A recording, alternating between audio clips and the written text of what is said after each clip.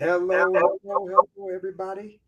I hope that you're doing well. Welcome to A Pastor and a Therapist. I am Byron Benton, pastor here in North Charleston of Mount Moriah Missionary Baptist Church, and I'm here with my co-host. I'm handing it off to her. Oh, that's what you're doing on this Thursday. Hello, everyone. I am Dr. Fredrica, and I am the therapist of this Pastor and a Therapist podcast. Thank you for joining us today. All right. So we hope that you have enjoyed our past episodes that we've had. We've covered a number of topics, and you can see all of them by going to our YouTube page.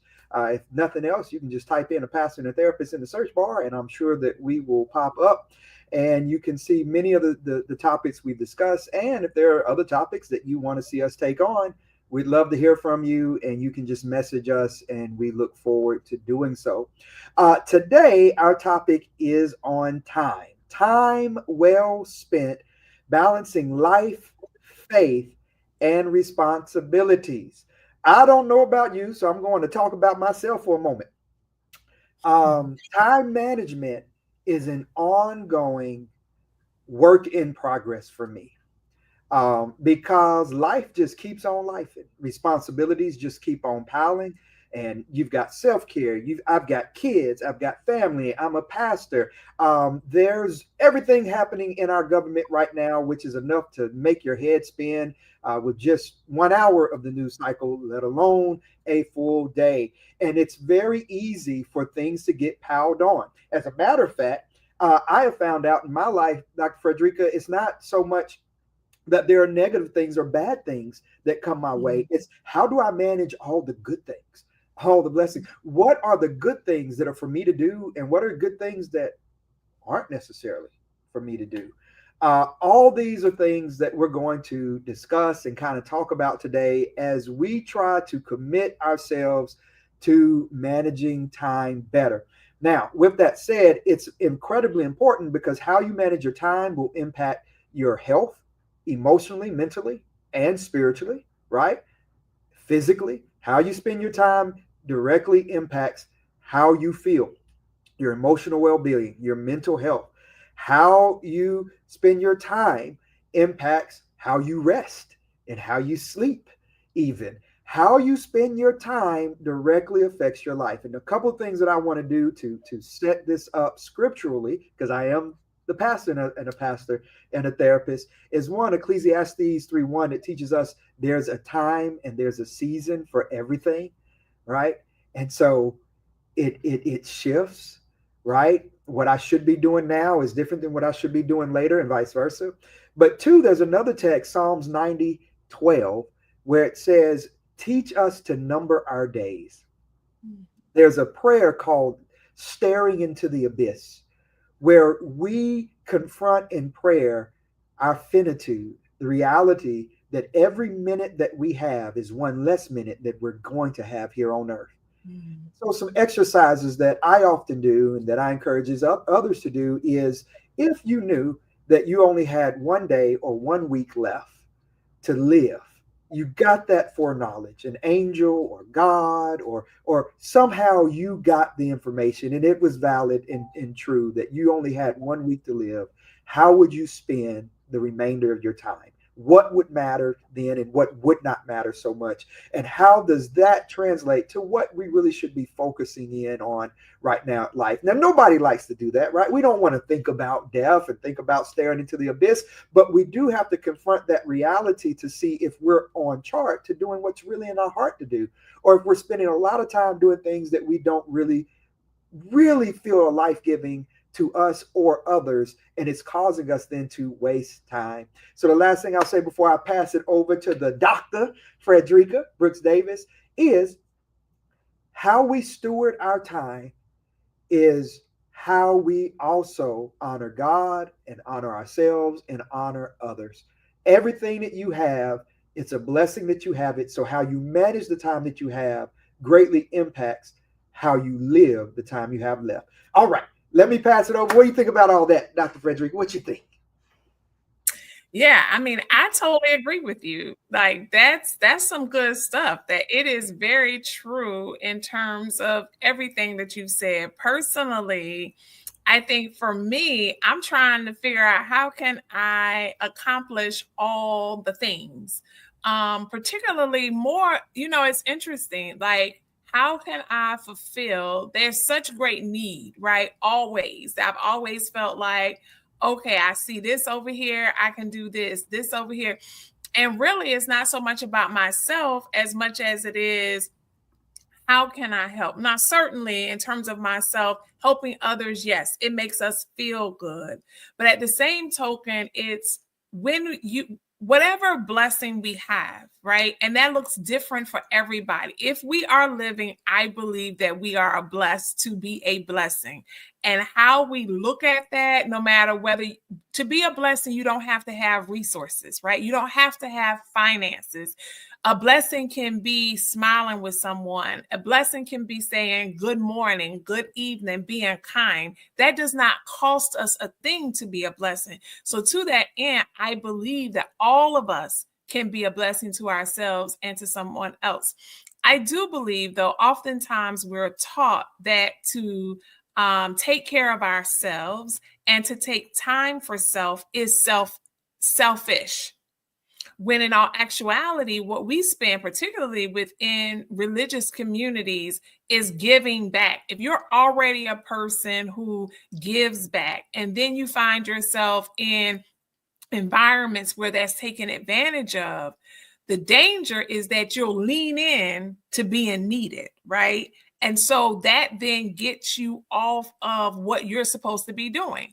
And we tell ourselves, well, I took this time to spend with Byron because he had something that he wanted me to talk about. That might be great, but that doesn't necessarily mean if that time was allotted for me to get something done, I can still show up for Byron, but also make sure I fulfill what I need to do that day. You can walk and chew gum at the same time. So yes, time management is extremely important, and we all need to live by that. And I'll finally say this morning. So I went to bed late, like 2 this morning, right? So then usually before I go to sleep, I check my calendar for the next day. And then when I get up in the morning, I check. Well, I had great confidence in my understanding of my schedule today. And that was, I had a session at 11 and I had podcasts at 12. Well, guess what? I went down, got on my bike, riding my bike, doing it's 10:20. And the alarm says I had a 10 o'clock appointment. So When we talk about time, I thought it was real interesting that I had to run and apologize to get on that call. But then we're talking about time management today. So that's what I'll have. Well, and thank you for your honesty, right? All of us are a work in progress in how we manage time. The key is making sure that we confront that, we confess that, and that we address it. Because if you don't plan out your time, you will waste your time. And what I have found out is people who don't respect their own time will waste your time. If you get around people who have no concept of time, no discipline around their time, then they won't respect your time. And the next thing you know, you start losing time anytime you are around them. So we have been called, I believe biblically, to be great stewards over time because God has blessed you with whatever time that you have, but also given us the responsibility of how we manage that time. We see that with Jesus, who was very serious about how he spent his time biblically. Only did what I see my Father doing in heaven, things of that nature. But one of the key factors that I want to start with today is we should actually plan to spend time to rest. And I know that's a crazy thing to start with, right? I have a to-do list. I've got this. I've got that. I've got to take the garbage out. I got to feed the fish, right? All these things, right? But what I am telling you is that it is biblical, scriptural, and therapeutic and healthy to plan to rest. You plan everything else, and then it's like rest just gonna happen. Well, let me get this done, and then I will rest after that. No. What if we said we've got a plan to rest? And a lot of us, like myself, when I was younger, I didn't plan to rest. What? No, I didn't plan to rest. But over 40 me says you need to plan the rest. You need to plan the rest. Otherwise, there won't be enough of you to do the rest of what you need to get done. God rested. Oh, right? He rested. After all the work and labor, God rested. There's a Sabbath where it's believed that we are to actually honor God and honor ourselves by planning to rest. What that means is all the other work I'm doing is with the expectation that when I get to this time and this moment, I'm going to rest. Now, for some of you, that may mean that at 10 o'clock, you need to shut it down. At 10 o'clock, like ain't no texting, ain't no tweeting, or whatever we call it, Xing now, I don't know. But at 9 o'clock or 9:30, it's different for each person. All I'm saying is, from my opinion, I feel that we need to make sure in how we plan that we plan to rest. What you think about that, good doctor? I am in total agreement that we need to plan rest like we plan everything else. And so it's our responsibility to plan rest. It's a choice. It is, as you said, biblical. The one thing about it is when we don't plan rest, when we don't plan to balance our day and our time, it can lead to stress, right? And so what happens then, there's good stress and there's bad stress. So for example, if you are planning a family reunion, if you are planning a trip, if you're planning to get married, that is good stress, right? These are exciting times. You're happy. In and of itself is stressful, and that's good stress. But then there's also bad stress. Bad stress we can bring on ourselves is when we don't plan our day, when we don't plan out our week. It is also stressful when we don't plan who we're going to spend our time with. Time is that commodity that we cannot get back. And that's where boundaries are very important. So a question I have for you who are tuning in now and on the replay, if Pastor Byron and I were to look at your phone and your schedule for the next 7 days, who and what are you choosing as a priority in your life? Who and what? Because your schedule says a lot about you, says a lot about me, because our time is a choice. God, we don't have a choice whether or not we wake up. That's a gift from God. But once God wakes us up, every second is our choice. He gifted it to us. We're not guaranteed another second. But in the moment, how are we choosing to spend it, and who are we choosing to spend it with? So I want you to do your own self-assessment right now. Also, in addition to stress, anxiety, right? Some of us now are anxious about what's going to happen tomorrow because we chose to spend our time sleeping. We had warnings and knowledge to read Project 2025. Instead of reading and doing our research, we were scrolling on the internet, posting pictures, doing new dances, thinking that what was told to us was not going to happen. So now what is happening is everything that was written prior to. It's also biblical, right? The word is already, there's nothing new under the sun. So what is happening now is biblical. We know that. The difference here is we have an opportunity to decide today, do I want to spend my time idle and waste it? Or do I want to spend my time being productive, right? How can I help? How can I move things forward? So that's what I have right now. How about you, Pastor B? I think that was great. What I would add to it is when you do your list, see if your list of how you're spending your time, how you're planning to spend your time, aligns with your values. Many times there's a disconnect. We are saying, I want to be at one place, but then when you look at how you're spending your time, there's no way you're going in that direction. If you say, I want to be more family oriented and spend time with my family, with my kids, with my spouse, with my parents, with this significant other, whoever, but then you look at your schedule and you have not planned out any time for them, then you've got a disconnect from your value and your schedule, how you're planning to spend your time. If you're saying, I want to spend more time being more learned around what's happening in the political sphere, I want to spend more time being active in my community. Does your schedule reflect that? Are you making time to learn that and get plugged into those sources? So you look through and see in this season, what are my core values of what's important to me?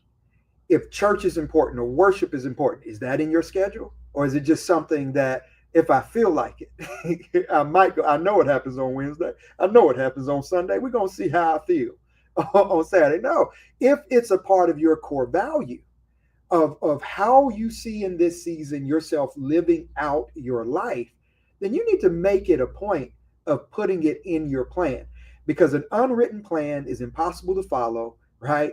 And what gets measured gets done. What doesn't get measured does not get done. So the only way you know if you got accomplished what you plan to get accomplished is if you wrote it down to seek getting it accomplished in the first place.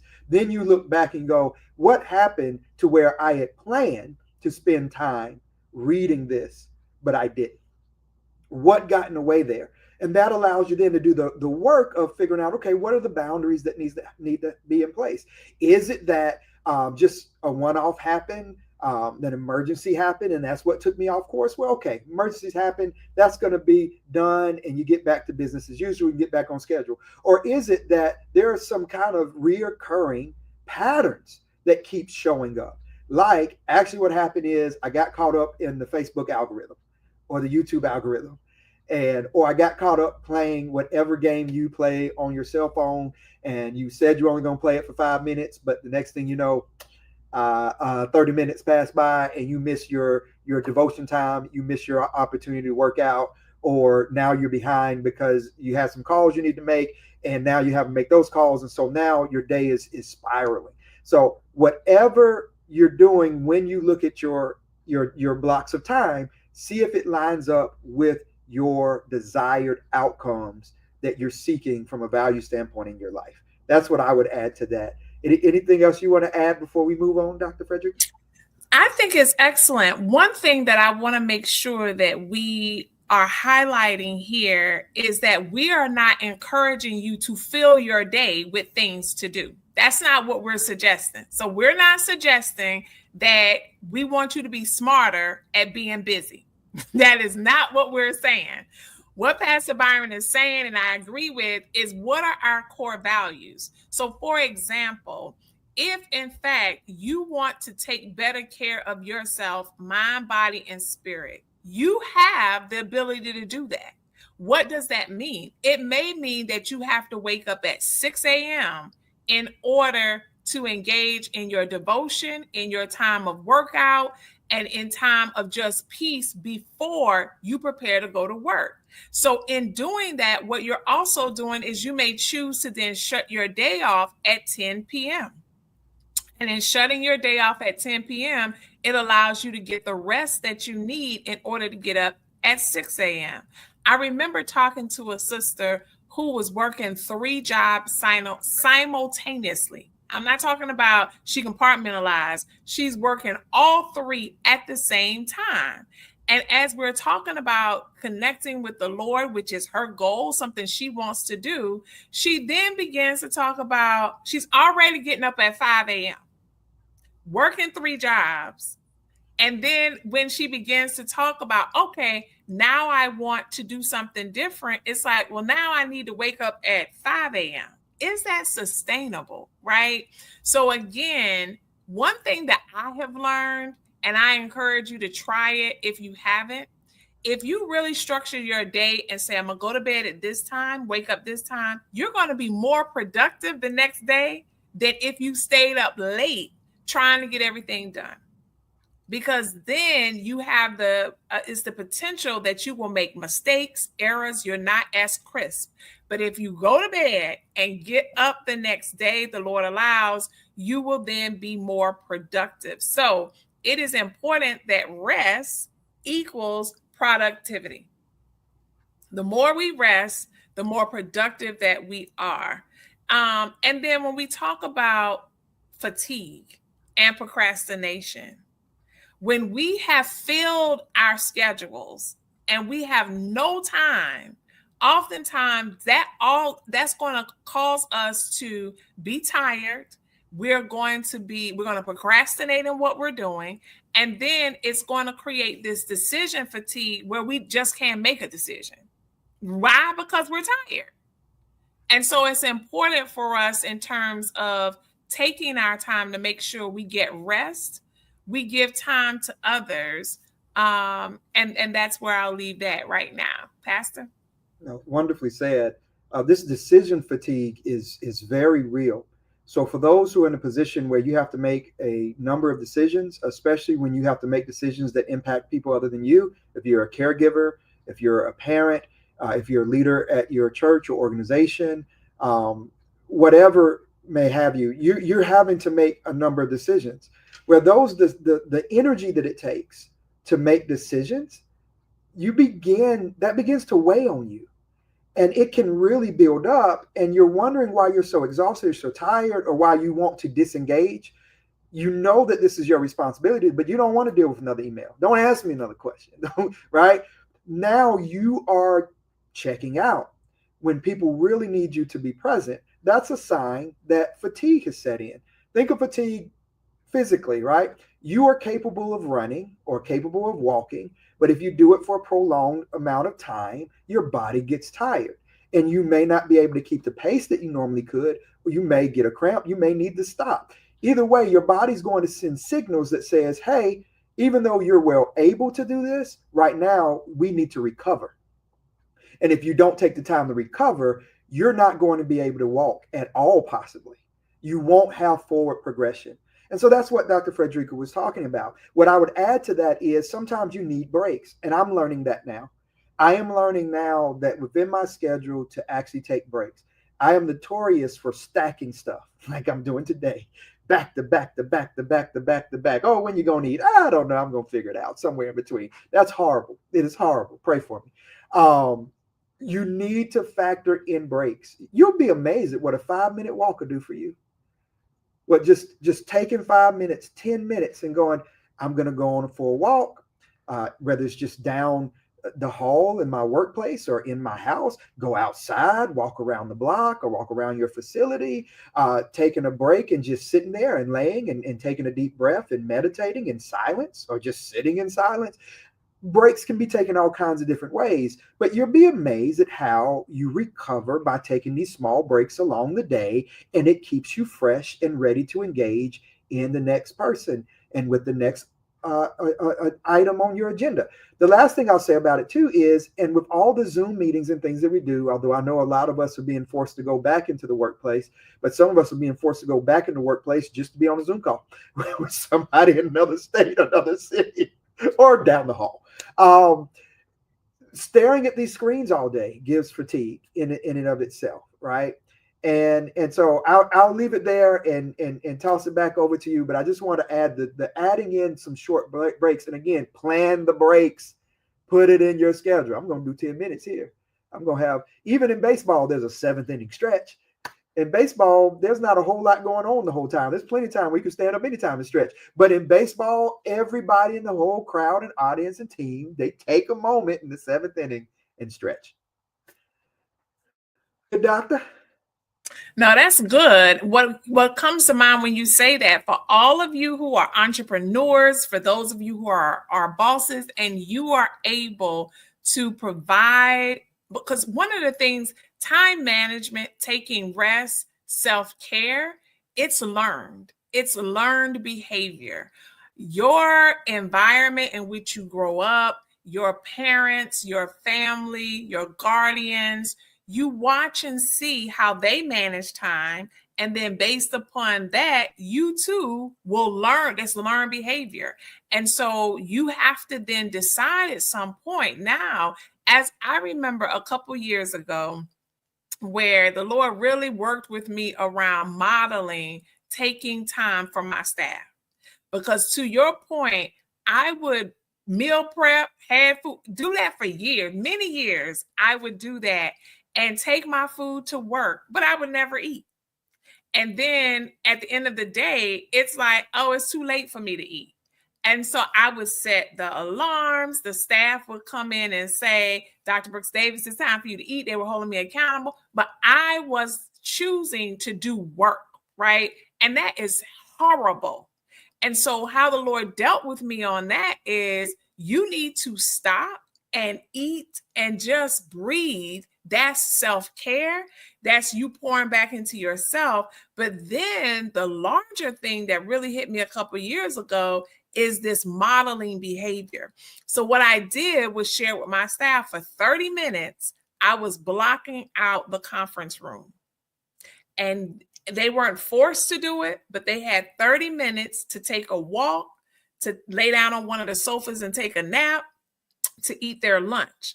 But then they also could come in the conference room, and it was sacred shared space. We could talk about anything non-work related.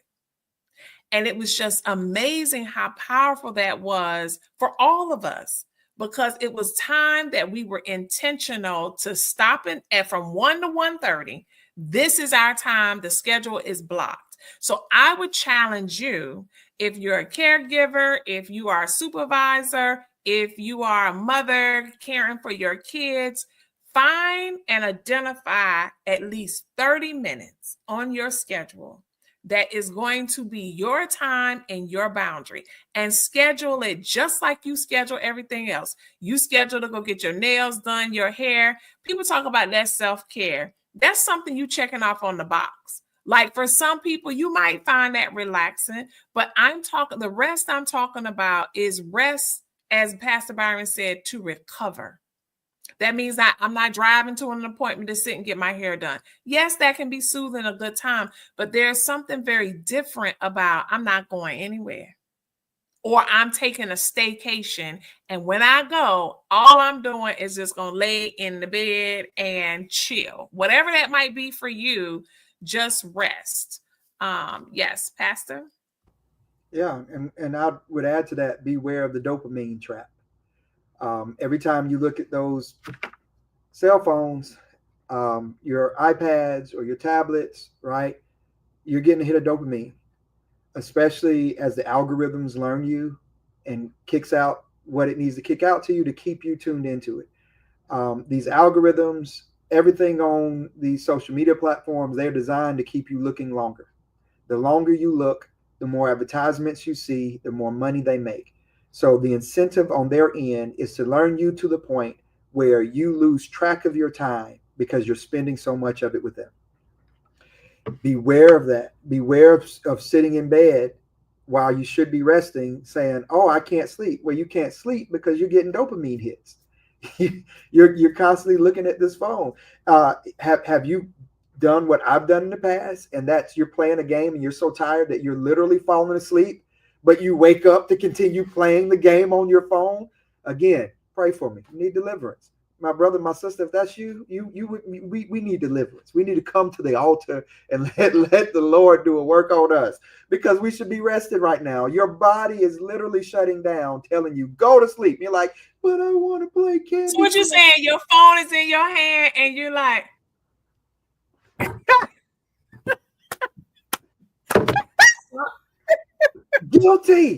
guilty multiple times. And I know I'm not the only one. Don't y'all leave me out here hanging in Facebook and YouTube world. I know I'm not the only one. You sitting there getting knocked out and waking back up, somehow holding on to the phone. And when it gets really bad, you'll drop the phone, and that's what wakes you up when you pick it up. I'm just testifying a little bit. I'm confessing my sins.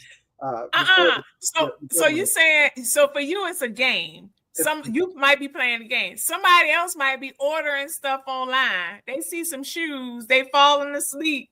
Before they know it, it's shoes, it's a dress that showed up. You have put all this stuff in your basket, and before you know it, you're like, what in the world? Where did that come from? Or it might be you on a date night.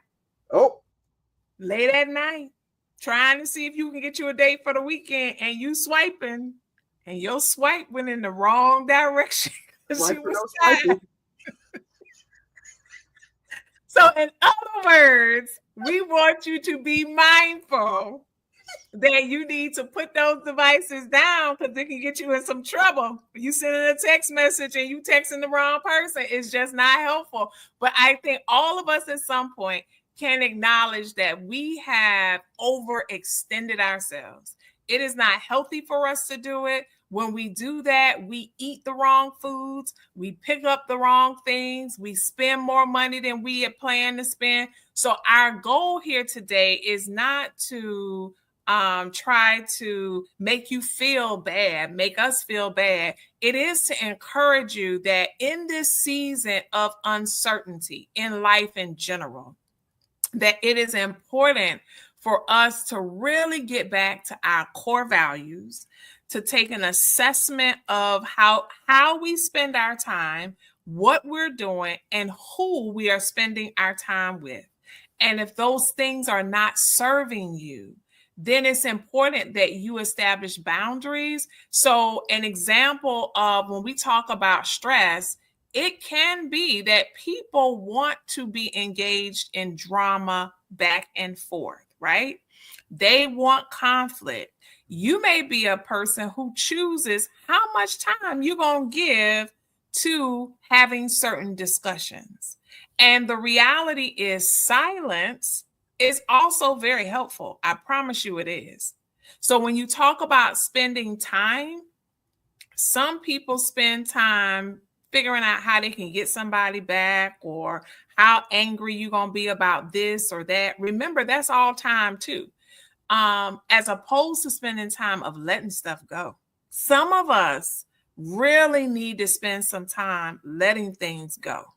Realizing we don't have control over certain situations, we don't have control over people, and we need to let it go. And in this time where we are facing unprecedented times nationwide, and I'm in the Washington, D.C. metropolitan area, and I realize that some of these decisions that are being made are not just in this area, but that there's a trickle-down effect. But what I do want us to understand is things are about perspective. And what I mean by that is when we find ourselves in situations beyond our control, you in a relationship, you believe that your marriage is going to be 50 years. Your spouse comes home and says, I want out. That is a time in which it may have caught you off guard. You go to work, you believe that you're going to have a job, and your boss says no. or any of the things that are beyond our control that can cause us to get anxious, right? We get disappointed, we get hurt. At some point, however, that we want you to know that you can choose how you spend your time to recover. And the time of recovering, instead of automatically going into fight or flight, trying to find you a new job, trying to find you a new spouse, trying to replace what you lost, really what has happened is you've been gifted with time to repurpose yourself, repurpose your priorities. So even in seasons like this, where you may be anxious about what's to come, try to use your time really to be still, as the word says, and know that he is God. And that really, for myself, I'm telling y'all, 2024 was a heck of a year. But the word that God gave me was to be still and know. That didn't mean I wasn't working, because faith without works is dead. It did mean I was intentional about where I spent my time and who I spent my time with and how I spent my time. Pastor Byron, what do you think? Wonderfully said. What came to mind was the scripture that talks about how the enemy comes to kill, steal, and destroy. And I added your time at the end. The enemy desires to kill, steal, and destroy your time. And you and I have control over how much time we're going to give to be killed, stolen, or destroyed. We sometimes you can't help, things happen, but how much time we give them, we do have some sort of input on, usually how we're going to spend that time. With that said, and with the minutes we have left, because we'll spend next time on this subject too, and we'll get more into some practical ways. I would like us to dive just a little bit in of, all right, we hear you. I feel convicted, because at the end of the day, here's the deal. If what we're saying doesn't have to make you feel bad, and we're not trying to make you feel bad, because here's the reality. When we don't spend our time wisely, we already feel bad. It feels horrible when you feel like you've wasted a day. Isn't it a horrible feel? Like you just feel defeated, and it's tough to get your energy back when you procrastinated, when you know you didn't get done what you need to get done. It just zaps your energy. And what's crazy about that is you didn't put forth the energy to do it, but yet you feel less energized, as opposed to you feel very accomplished when you do put the energy into the time like you desire to. You feel more fulfilled, and now you get the good energy rolling, and it gives you more energy to keep it going, as opposed to once you're in the other trap in that cycle, it's hard sometimes to just galvanize enough energy just to lift yourself up to start doing even the most mundane of things that you would put out to do. So here are just a few things that and some of this, y'all, this is actually what I'm doing and committing to this year, and really working and reworking in order to make sure that I'm managing my time to the best of my ability. But these are things that anybody, if you qualify or fall into the busy category, if you're one of those busy people, busy preachers, busy ministers, busy clinicians, busy fill in the blank, whoever you are, busy mama, busy daddy, these are just some practical tips to help out. The first one is set goals for the year, for the quarter, for the month, for the week, for the day. If that's too much, for the year, for the month, for the week, for the day. If that's too much, for the year, for the month, for the week. The key is here, you want to make sure that all those goals are lining up with each other. If you've got a yearly goal of saving money,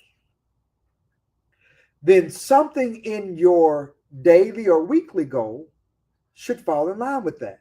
I'm going to take lunch 4 days a week this week, right? If you want to go on vacation once this year, right? Well, you need to make sure you have PTO or whatever your job situation is for that, or that you've got a babysitter if this is just for you and your significant other, your spouse, all of that. So how are you planning to line that up, right? Because if I'm going on vacation, or if you're going on a missions trip in October, right? What you're doing now needs to line up to free you up to do that in October. So the first just simple principle that I have is set your long-term goal for the year, right? And even longer term goals, if you really want to get into it, long term goals would be beyond 1 to 5 years. But start small. If they're just starting, set it for this year. You may just have to start with, I'm going to start with goals for the day of the week. But you want all that to be pointing towards your longer term goal. As one of our wonderful guests on here put, write the vision, write down the vision, write the vision, make it plain so that anyone who sees it can run with it. That's a back of 2 and 2. And so you want to do that. That would be my first tidbit on this. What do you think, Dr. Fredrica?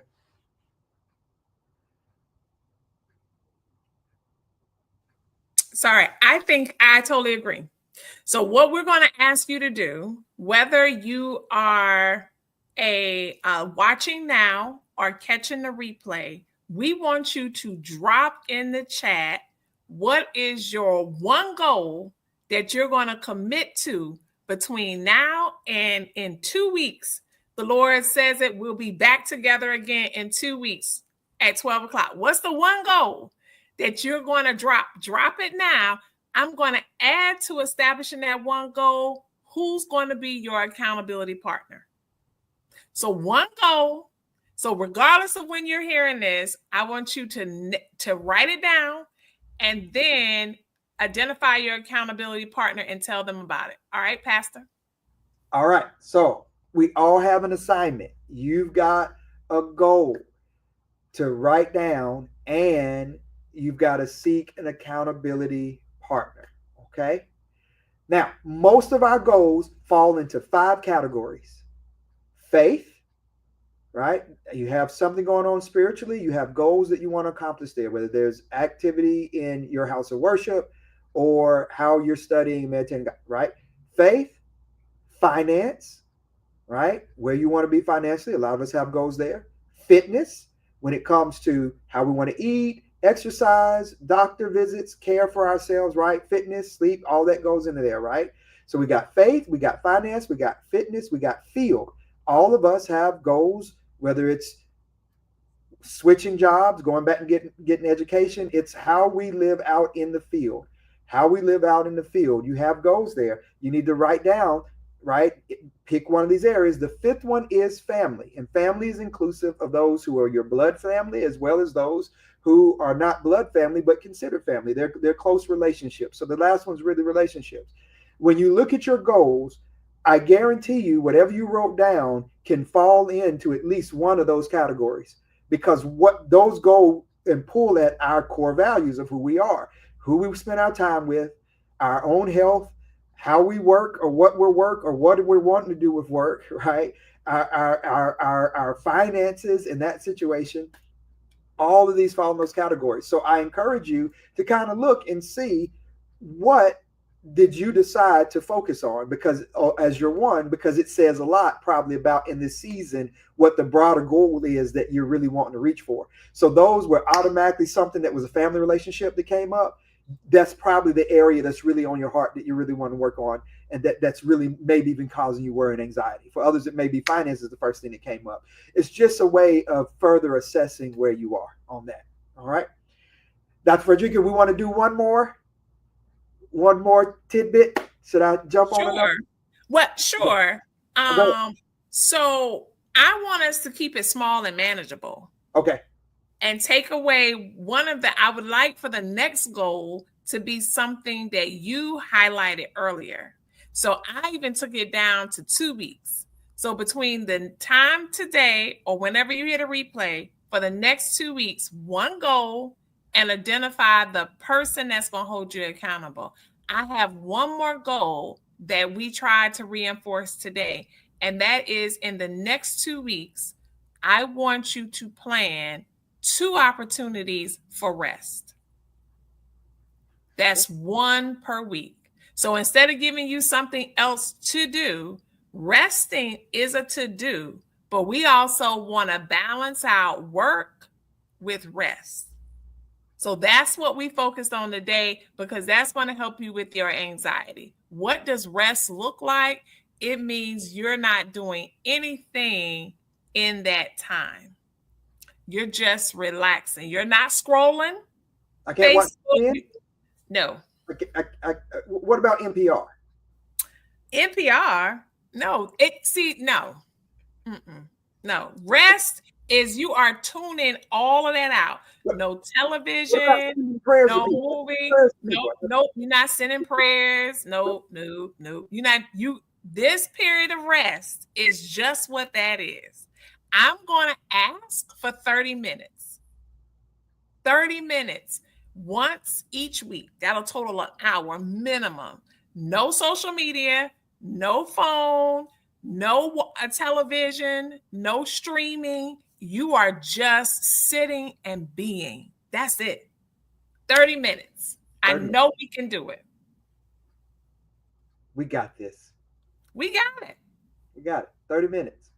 30 minutes. Okay. So the homework, go over all of our homework again. There's you've got a goal, just one goal. One goal. To fulfill within these 2 weeks. Yes. Before we come back again, you've got to find an accountability person. Yep. Accountability partner. It's going to hold you accountable. That means you have to share with them the goal. Let's be clear. You have to share with them the goal and let them know that they are your accountability partner. And you have to agree to allow them to be your accountability partner. Don't be, dodging their calls and texts. Knowing you ain't been doing right. It's like, oh, nope, I know why they call it. Yeah, you know why they call it.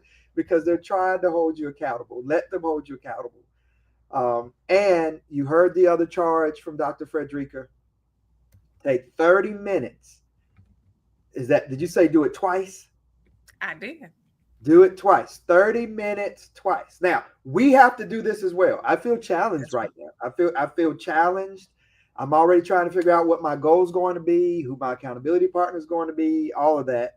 And so we will lead in this by example or try our best to do so because we need this as much as anybody who's hearing this right now. We're living in the same world that you all are. We're incredibly busy. There's a lot of transition happening with us and all around us. So we need this. So there you see it. It's posted. Identify one goal for the next 2 weeks. Identify an accountability partner for that goal. Rest for 30 minutes 2 times within the next 2 weeks. And that means you're actually planning to rest. You don't accidentally do these 30 minutes and then say, oh, well, I didn't mean to take a nap, but I fell asleep at the table. So that was my 30 minutes. No, you've got a plan to rest. So Tina says if she rests more than 10 minutes, it will turn to sleep. Okay. Maybe that's going to be your time of rest. That may happen. That's a good thing. You may need it. You may need it. All right. So if you know that about yourself, make sure that you plan it accordingly. Know that you may not be able to do that at noon. And you just ate lunch, like, all right, I'm going to get my 10 minutes. If you know you're going to sleep, right, then you plan to sleep. And that's where your body is. That's what your mind, your soul, listen to it and let the Lord use you, baby, as my grandmama used to say. Let the Lord use you. But let me also say, and Tina not saying this, but let me also say, rest is not when it's time for you to go to sleep. So if you know you go to bed at 10 o'clock, that does not count towards your 30 minutes of rest. Absolutely not. That is not what we're saying. Not at all. You are intentional about resting, just like you would be intentional about planning to go to dinner with your friends or to a concert. 30 minutes that you're going to take out of your day for you. This is you being selfish so that you can go out and help other people. So that's all I have. How about you? We are back together again in 2 weeks. We want to hear what you did. We're going to pick up where we left off with this time well spent, balancing life, faith, and responsibilities. And we'll pick up on that. And as Pastor Byron said, We know today, for some reason, we were having problems with getting this also on his social media pages. So if some of you all are watching the replay, wherever you may find it, we encourage you to tag friends. We encourage you to share and subscribe to our Pastor and a Therapist page. In 2 weeks, you come back and you report how well you did, and we'll finish up our discussion around time, balance, anxiety, and stress. Okay, my cousin says she's going to focus on her diet for health reasons. And Michael Williams is your accountability partner.